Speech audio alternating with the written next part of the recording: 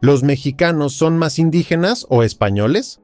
Hay una pregunta que mucha gente se hace en voz baja. La piensan cuando ven una foto vieja de su abuela, la piensan cuando se hacen una prueba de ADN y les salen números que no esperaban. La piensan cuando alguien les dice que se parecen más a tal lado de la familia.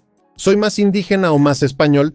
Y la respuesta corta, la que dan los estudios genéticos, es esta. En la mayoría de muestras analizadas de mexicanos mestizos, el componente indígena americano suele superar al europeo, pero si te quedas solo con eso, te estás perdiendo la parte buena. Primero, ¿qué significa ese número? Cuando los científicos analizan el ADN de un grupo de mexicanos mestizos, comparan fragmentos de ese ADN con poblaciones de referencia. Y lo que aparece con más frecuencia es afinidad con pueblos originarios de América, más que con Europa, más que con cualquier otra región. Eso lo confirman varios estudios grandes publicados en revistas serias. No es una opinión, es un patrón que se repite. Pero ahora viene lo que casi nadie explica. Ese promedio no es tu familia, no es la de tu vecino, no es la de nadie en concreto. Porque México no tiene una sola mezcla. México tiene 32 estados con historias completamente distintas. Hay zonas en Oaxaca o en Yucatán donde la ascendencia de pueblos originarios es claramente mayoritaria. Hay familias en Nuevo León o en Chihuahua donde la herencia europea es mucho más visible. Y en la Ciudad de México puedes encontrar a alguien cuyos abuelos venían de 4 estados distintos, cada uno con su propio pasado. Un estudio de 2023 analizó a más de 6,000 personas en los 32 estados de México y encontró exactamente eso, variación enorme según la región. No hay un mexicano genético estándar, hay tendencias, pero cada familia es un caso diferente. Y hay algo todavía más sorprendente. Un estudio de 2014 analizó a más de 1,000 personas de 20 poblaciones indígenas mexicanas distintas. ¿Y qué encontró? Que algunas de esas poblaciones están tan diferenciadas genéticamente entre sí como europeos y asiáticos orientales. Piénsalo un segundo, un maya de Yucatán y un rarámuri de Chihuahua, los dos mexicanos, los dos indígenas, pueden tener perfiles genéticos tan distintos como un sueco y un japonés. Entonces, cuando una prueba de ADN te dice que tienes 50 y pico % de ascendencia indígena americana, esa etiqueta está tapando una diversidad enorme. No es una sola historia. Es una categoría gigante que agrupa pueblos con miles de años de historia separada entre sí. Y lo europeo tiene la misma complejidad, aunque nadie habla de eso. El componente europeo que aparece en los mexicanos mestizos viene principalmente de la historia colonial.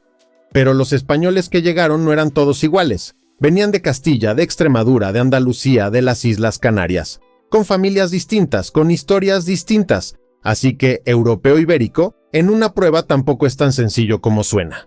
Y luego está lo que la pregunta del título ni siquiera menciona. Porque la historia genética de México no se reduce a indígena o español, hay más capas. Hay herencia africana. No como anécdota, como historia real. Llegaron personas africanas esclavizadas durante la colonia, y esa herencia quedó en el ADN de muchas familias mexicanas, especialmente en zonas costeras de Guerrero, Veracruz y Oaxaca. El mismo estudio del Biobank la encontró en todos los estados analizados. No es algo localizado en un rincón del país, y hay una huella genética asiática documentada en Acapulco. Viene del Galeón de Manila, una ruta comercial que conectó México con Asia durante más de 200 años. Filipinas, Indonesia. Ahí está en el ADN de algunas familias de esa región, aunque nadie en esas familias lo sepa. Eso es México. No 2 ingredientes, muchos más. Ahora bien, vuelvo a la pregunta que genera tanto debate. ¿Por qué le importa tanto a la gente saber si es más indígena o más español? Porque no es una pregunta genética, es una pregunta emocional. Hay personas que escuchan más indígena y sienten orgullo, como si ese número las conectara con algo anterior, con algo que sobrevivió siglos de conquista.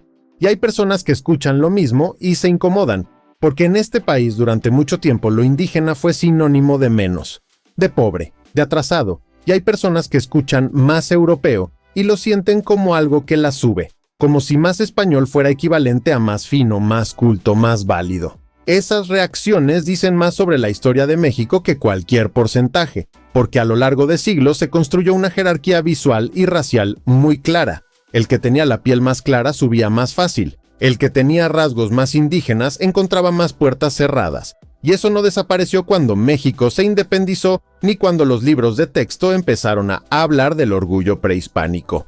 Sobrevivió en actitudes, en familias, en comentarios que todavía se dicen en las reuniones. Entonces, cuando alguien busca en un porcentaje de ADN validación para sentirse más o menos auténtico, lo que realmente está buscando es resolver una pregunta que la genética no puede responder. ¿Quién tiene más derecho de llamarse mexicano? Y la respuesta a esa pregunta no está en ningún laboratorio. Pero volvamos a los números porque tampoco quiero dejar eso a medias. Los estudios científicos muestran que en muchas muestras de mexicanos mestizos, el componente indígena americano tiende a ser mayor que el europeo. Eso es real, pero el rango varía bastante según la muestra, la región y la metodología usada. No existe un porcentaje oficial de México, existen tendencias documentadas, y esas tendencias también dependen de a quién incluyen los estudios. Si hay más representación de comunidades rurales o de hablantes de lenguas indígenas, el promedio sube. Si hay más representación de ciudades del norte, puede bajar. No es que unos estudios estén equivocados, es que están midiendo partes distintas de un país enorme. Por eso el dato útil no es el número exacto. El dato útil es entender que México tiene una mezcla mayoritariamente indígena en muchas regiones y familias, con una capa europea importante que también varía, y con otras historias genéticas que casi nadie cuenta. Y hay algo más que vale la pena decir sobre las pruebas comerciales, porque mucha gente usa esas apps para hacerse esta pregunta de forma personal. Dos compañías distintas pueden darte resultados algo diferentes. Una puede decirte 60% indígena americano. Otra puede decirte 54%. No es que una mienta, es que usan bases de referencia distintas, con distintas muestras de poblaciones, y cuanto mejores sean esas bases de datos, más preciso es el resultado, lo cual también significa que en el futuro, cuando haya más datos de poblaciones mexicanas e indígenas en esas bases, los resultados van a ser más específicos. Quizás no solo indígena americano en general, sino algo más fino sobre la región o el grupo. Todavía no llegamos ahí, pero vamos en esa dirección. Y mientras tanto, lo que sí puede hacer una prueba es abrir preguntas que valen más que cualquier porcentaje.